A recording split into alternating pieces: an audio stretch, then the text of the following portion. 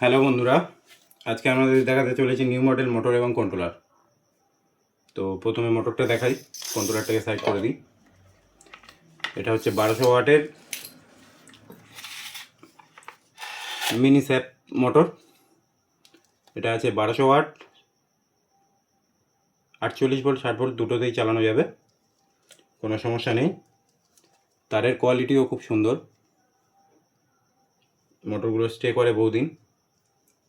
New model যাদের গাড়ি আছে, লাল ডিফেন্সিয়াল যাদের, তাদের গাড়িতে এই মোটরগুলো ব্যবহার হয়। তো এই মোটরগুলো স্টে করে বহুদিন, হঠাৎ করে কয়েল পড়ে না।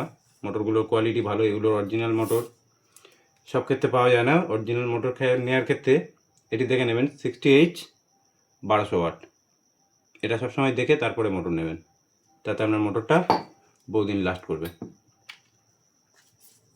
এবং কন্ট্রোলারটা দেখাচ্ছি। ওই মোটরের জন্য আলাদা কন্ট্রোলার ব্যবহার করতে হয়, যেটা এখানে আছে দেখুন।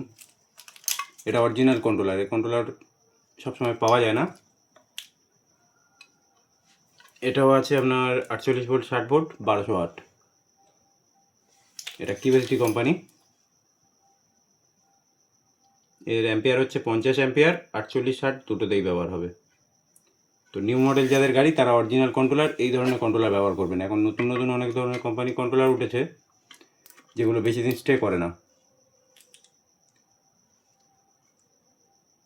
তো অরিজিনাল পার্টস ব্যবহার করার চেষ্টা করবেন সব সময়, তাতে আপনার পার্টস বেশি দিন স্টে করবে।